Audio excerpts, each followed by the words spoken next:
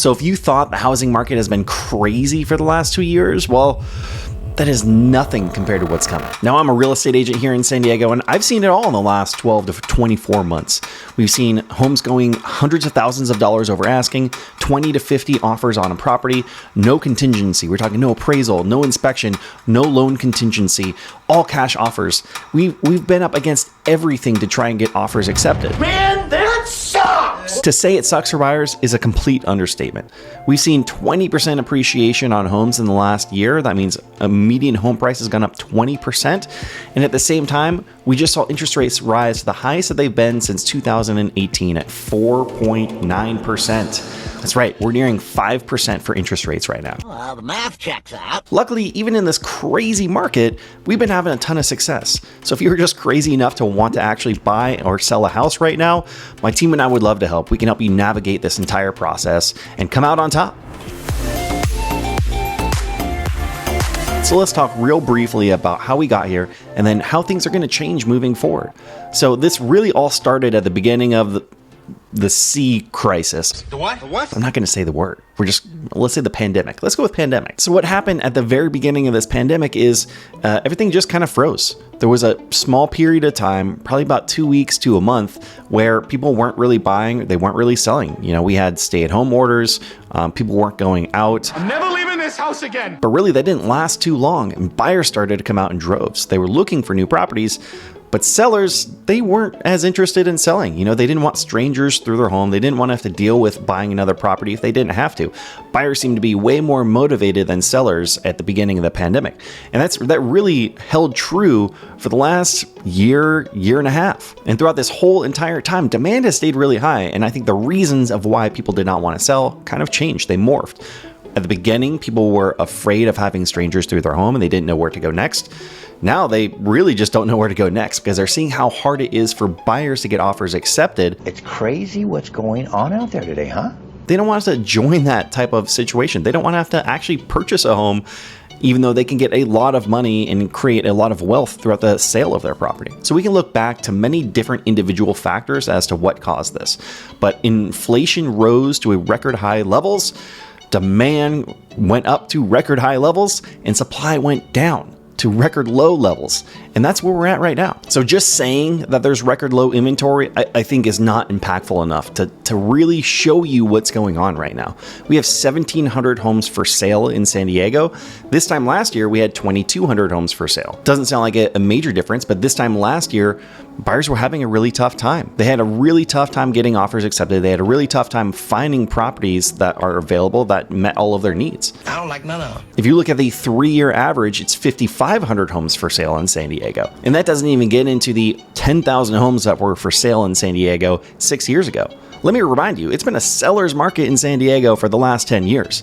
And during this whole entire time, we've gone from 10,000 homes to 5,000 homes to 3,000 homes to now 1,700 homes, lower than has ever been recorded in San Diego. And the question is, how does this improve? Where do we go from here? How do we get out of this situation where there's not enough homes for sale? There's not enough homes for rent either.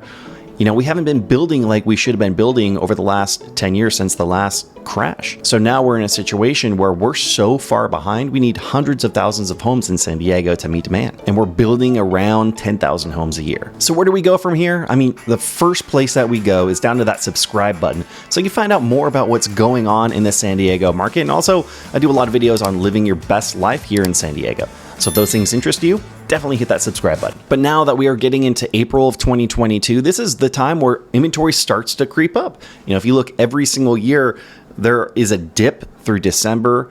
In January and February, it starts to creep up. We're getting to the point where we're starting to get into the summer months, and we should see more inventory starting to hit the market. Yes! Yes! Yes! Yes! Yes! Yes! Yeah! And we're starting to see demand waning a little bit. It's actually starting to go down. I've noticed it anecdotally for the last couple of weeks. We've had fewer people reaching out wanting to buy a house right now. We've had more people reaching out saying, you know what, we're going to put our home search on pause. And a big part of the reason why I think we saw such a rush into buying homes at the beginning of this year is because the Federal Reserve announced that they were going to increase rates 3 times throughout the course of 2022. So people were jumping at the opportunity to get in while rates were still low. And now we're getting to the point where people are getting beat out so bad. They're having such a hard time buying houses. They're taking a look at what's available on Redfin and Zillow and all those different things, and they're just not finding the homes that they want anymore. I mean, this is a real problem. We're seeing this happen to a lot of different people. And then now the rates have gone up even farther than I think a lot of people predicted, where we're nearing 5%. And that's going to have a substantial impact on the affordability, what you can actually get pre-approved or what you can actually purchase. But also, if you can afford it, on paper, if the lender allows you to get a certain amount of money, it doesn't necessarily mean that's a smart financial decision for you and your family. A 1.5% increase in rates can mean a difference of $500 a month on $1 million purchase. That's a lot of money. Let me start with saying what this doesn't mean. This does not mean that there's going to be a crash happening today or tomorrow, or even the next 12 months. There's still a lot of demand out there, and we still have that inventory issue that we're not getting rid of anytime soon. There's no doubt demand is going down, and that's going to be a good thing for buyers out there, but you cannot expect things to just drop overnight. It's not going to happen. I can tell you there are a lot of people with money right now, and for the few homes that we have available for sale, there are people coming out in droves with all cash offers ready to compete. I mean, I can tell you on one of my most recent offers I put in, there were 7 offers total. We were the only financed offer. 6 of the 7 offers were cash offers. Now, this is a very irregular situation. I think that this property specifically really was more geared towards an investor. But I mean, it just goes to show you that this is happening all the time. We get beat up by cash offers all the time, and we do our best to make sure our offer can stand against these cash offers. What I'm trying to say here is, people have money. People out there have money, and they're going to continue to get the prices up and up and up, just not at this crazy rate that we've seen over the last 2 years. So if you are a potential home buyer out there and you're saying, Dan, this seems like it's impossible. It's just impossible. I'm not going to be able to get what I want. The rates are too high. This is going to be too expensive. Is there no hope? I can tell you a couple of different things. One, there is some good in this because there certainly will be less demand out there as the inventory starts to rise like it normally does throughout the course of the year. Even if we could get up by 1,000 homes or 2,000 homes, double the inventory that we have right now, we're going to be in a way better position for you to find what you're looking for, because that's a big part of the issue right now is my clients actually finding what they're looking for. The other thing is, certainly the rates are going to have an effect on your monthly mortgage payment, and that's something that you should absolutely take into consideration. Now, one thing I can tell you is the people that I know and respect the most on the lending side of things, they're all telling me the exact same thing, that they truly believe in the next 1 to 2 years, we're going to see rates back down to a historic low. And what that means is you could potentially have an opportunity to buy a house today, when there's less demand out there, have less competition, get the house that you want. And then in the next 1 to 2 years, you can refinance and bring that rate down so your monthly mortgage payment drops by hundreds of dollars a month. Now, obviously, that is no guarantee, but I really, truly believe that that is going to be the case. I can tell you on a personal basis, I'm actively looking for an investment property right now. So I'm not concerned about home prices dropping anytime soon. I truly believe that they are going to continue to rise because, again, going back to the inventory issue, that is going to be an issue moving forward. It's something that hasn't been resolved yet, and there's no plan in place to resolve it.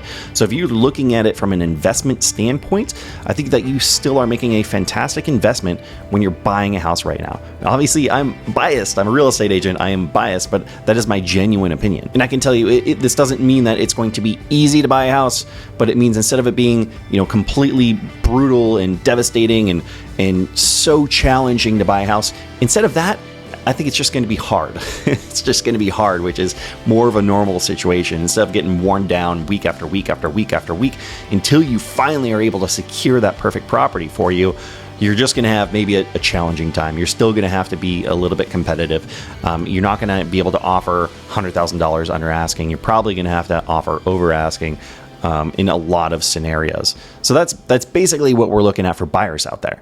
And if you are a potential seller, if you're considering selling your house, whether San Diego or elsewhere, wherever you're at, there's a couple things that you should keep in mind. First of all, because the market is changing, it means that you can't just put a sign in your yard anymore and expect to get top dollar in all of the terms that you're looking for. Month of rent back or 2 months of rent back or 3 months of rent back. You aren't going to get that moving forward. What you need to do is you need to make sure that you're working with someone that is actually marketing your property, is pricing it accordingly. Otherwise, it's going to really hurt you in the long run. run. You're going to be in a situation where you're going to have to decrease the price multiple times, and you're never going to get the same interest after week 1, after week 2, after week 3 that you are in week 1, because buyers, they're still in the mentality of knowing what the market has been doing, and they want it to be the same. They don't want things to change.